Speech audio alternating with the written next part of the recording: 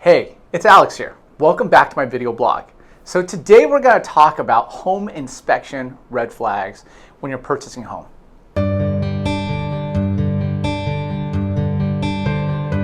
And again, this is another question that we had from one of the viewers. So there's three areas that we really want to focus in on. And those are going to be the foundation. And the reason that's number one is that foundation issues can be very costly, because the foundation is what the home sits on. There's a home that we were looking at actually up in Anaheim Hills, and to repair the foundation, it was actually going to be a cost of close to $100,000 because they were going to go ahead and put pylons down and then lift the house up. So it was going to be very costly. So one is foundation. The next one is actually the roof. The reason is that the foundation's on the bottom, the roof's on top. That's going ahead and shielding the home from the elements. So if the roof is actually at a position that it does need to be replaced, on average the cost can be between $10,000 to $15,000. So you want to know how much life the roof has on it.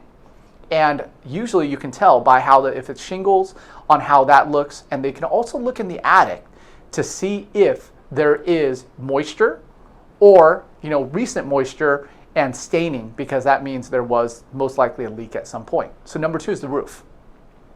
The third one is actually electrical. So electrical is something that can be corrected over time, but it can be fairly costly. Oftentimes they have older panels that have been recalled, or they don't have circuit breakers that are supposed to meet code as of 2008. That's pretty common for older homes. So also, sometimes on the electrical side, the wiring is not supposed to be aluminum, but they use aluminum for a long time. And there are some costs associated with changing that. It's called pigtailing.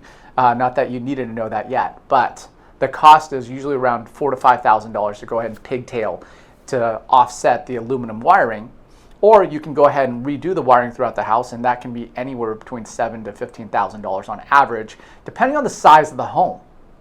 So those are the three major areas, but another thing that you do want to focus on, and that is actually going to be the major systems. That's the heating, the AC, the water heater, but most of the time, if you're buying a home, the seller is going to cover the cost of that, and that would be for the home warranty. So in case those fail, you have a small deductible, and they will either come and replace it or fix it for the first year that you own the home.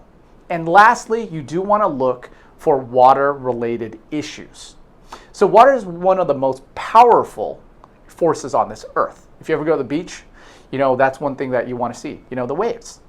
But if you do have water issues, it's not the water that's an issue. The water standing there could be an issue because it could come back into the house if the drainage is not right.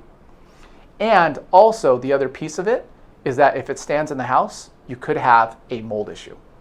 So those are things to think about. The main are going to be foundation, roof, and electrical, but I threw in some bonus items to kind of keep in mind.